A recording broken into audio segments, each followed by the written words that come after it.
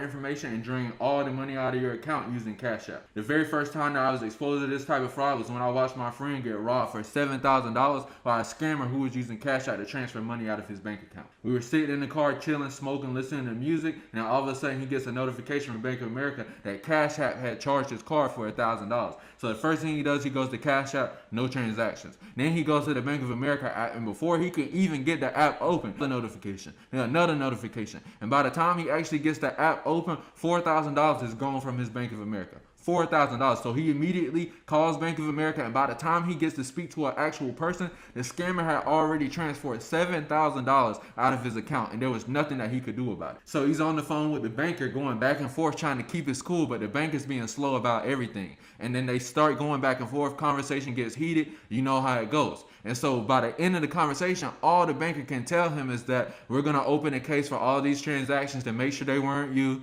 and we might be able to reimburse your money, we might not. So he gets off the phone and he's pissed. It takes him over 2 weeks to finally get the bank to reimburse him the money. But here's the catch. The scammer still got away with the $7,000. So the $7,000 that the bank reimbursed him with came out of the bank's insurance policy. So the scammer still won. The scammer still got away with $7,000. So that got us to talking and wondering, how are they doing this? How are scammers making this kind of money? And the things that we learned completely changed our life forever. In this video, I'm going to be explaining how scammers are making anywhere from $65 to $70K a month using Cashapp to transfer money off of stolen debit and credit card information. $60 to $75K a month, easy light work. Now, this video is for educational purposes only. I don't condone any illegal activity. I'm not encouraging YouTube. I'm just letting y'all know what's going on out here so that y'all don't become a victim like my friend did. So that y'all can protect yourself against frauds and scams. This only takes 3 simple steps for a scammer to do. Only 3 simple steps, and a scammer can make anywhere from $2,000 to $5,000 a day stealing money off of stolen debit and credit card information. But before we get into this video, I need to do a giveaway. Every single video, I'm giving away $2,000 to one of the people who watch the video, comment, and join my Telegram channel. The winner for the last video was Amanda. I already DM'd you and got your PayPal information. I'm about to send you your bread right now. If you want the full information for the next giveaway for this video, make sure you watch this video all the way to the end. Once again, it's only 3 simple steps, and I only want to send $2,000 to someone who watched the video all the way to the end. And Amanda, I just sent you your money. Congratulations. Thanks for supporting the channel. If you want to be in it in the next giveaway and you want the details, make sure you watch the video to the end. I'm giving the details at the end. With that being said, let's jump right into it. But before we get into this video, I'm going to go ahead and get this giveaway knocked out. The winner for the last giveaway was Amanda. I already DM'd you, got your PayPal information. I'm about to send you your bread right now. And with that being said, let's jump right into this. Credit card fraud is at an all-time high right now. It only takes a scammer less than 15 minutes once they have some stolen debit and credit card information to transfer anywhere from $2,000 to $5,000 using Cashapp. Step 1. Stealing your card details and personal information. In order for any of this to work, a scammer needs stolen debit and credit card information. And there's several different ways that a scammer can steal credit and debit card information, but the most popular way for a beginner level scammer to get stolen debit and credit card information is to buy them from a scammer who already has the equipment and software and the experience. So basically a beginner level scammer is going to buy them from a scammer who's advanced, who has the software, equipment, setups, phishing sites, etc. to steal stolen debit and credit card information or to steal credit card information in bulk. The scammer goes, they hits up their vendor, they buy some credit and debit card information, but if a scammer is going to be using them on Cashapp, the debit card information because it's Cashapp, they need to make sure it comes with the social security number and date of birth so that they can verify the Cashapp account. And that brings us to step 2, setting up the Cashapp account.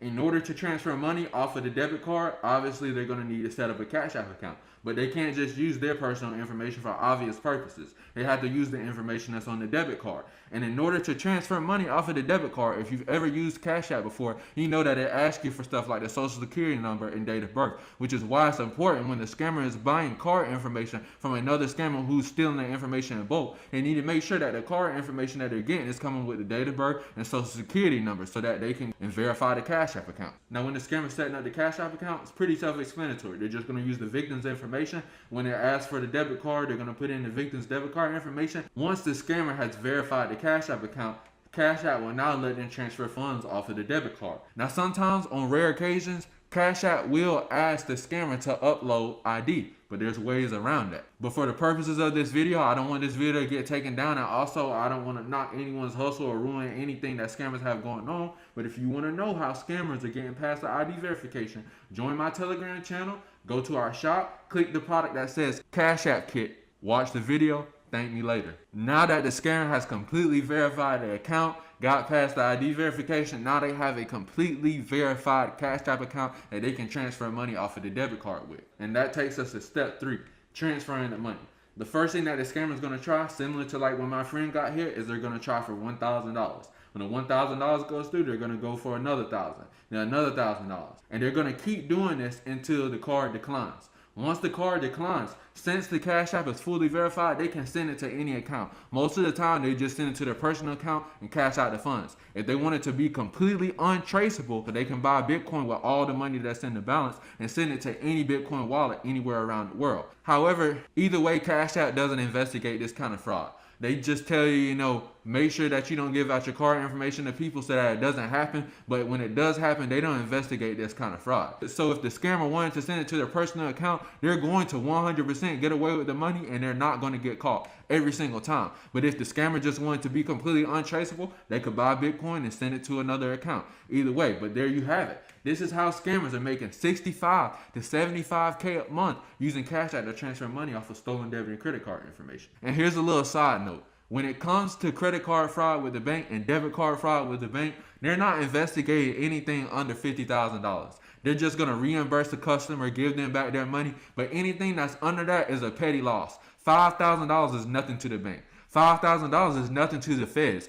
A lot of people don't know this, but in order to investigate a $5,000 loss, it's going to cost the feds more than $5,000, way more than $5,000 to actually investigate it. So that being said, they're not worried about any of the petty stuff that's on Cash App, all these little PayPals, anything under 50. The feds and the bank, they don't care about it. It's a petty loss. Also, all banks have insurance to cover these type of losses, so it's nothing to them. When they get the loss, they report it to their insurance, the customer gets reimbursed, as simple as that. And so with that being said, with this loophole, scammers are making lots and lots of money. Now, this video is for educational purposes only. I'm not encouraging you to go do any illegal activity. Scamming is bad. If you have less than $1 million to your name, then I wouldn't recommend that you try scamming. It's not a good thing to do. This video is for educational purposes only. And there you have it. If a scammer wants to make $2,000 to $5,000 in less than 5 minutes, they only have to follow those 3 steps. Now, for the giveaway that I talked about at the beginning, every video until I reach 1,000 subscribers, every single video, I'm sending $2,000 to one of the first 100 people to comment, like this video, and join my Telegram channel. If you're on TikTok, Instagram, or